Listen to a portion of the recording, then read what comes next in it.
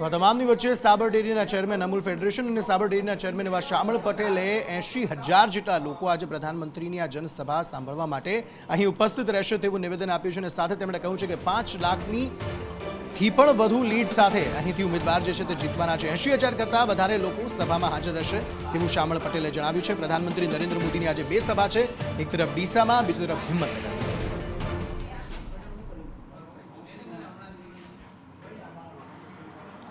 વડાપ્રધાન નરેન્દ્ર મોદી આજે ગુજરાતમાં આવી રહ્યા છે, વતનમાં આવી રહ્યા છે અને તેઓ સાબરકાંઠા હિંમતનગર ખાતે એક મોટી જંગી સભાને પણ તેઓ સંબોધન કરવાના છે। વડાપ્રધાને ગુજરાત પ્રચારનો જે પ્રારંભ છે તે આજથી કરવાના છે। પહેલા તેઓ બનાસકાંઠા અને ત્યારબાદ સાબરકાંઠાની ભૂમિ પર આવી રહ્યા છે। ત્યારે આપણી સાથે સાબર ડેરીના ચેરમેન છે શામળભાઈ પટેલ, તેમની સાથે વાત કરું। શામળભાઈ, વડાપ્રધાન આવી રહ્યા છે, કઈ રીતની તૈયારીઓ છે અને વડાપ્રધાનના આજે પ્રચાર પ્રસારને લઈને કેટલા લોકો આ સભામાં ઉપસ્થિત રહે તેવી શક્યતા છે?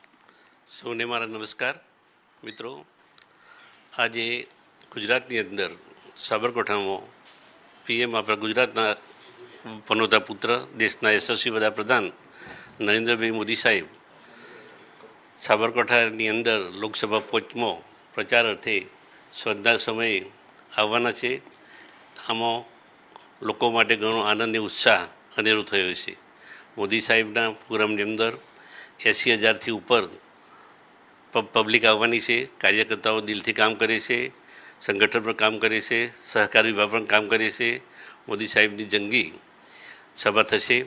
મોદી સાહેબે 10 વર્ષની અંદર દેશના કાયાપલટમાં ઘણું બધું યોગદાન આપ્યું છે।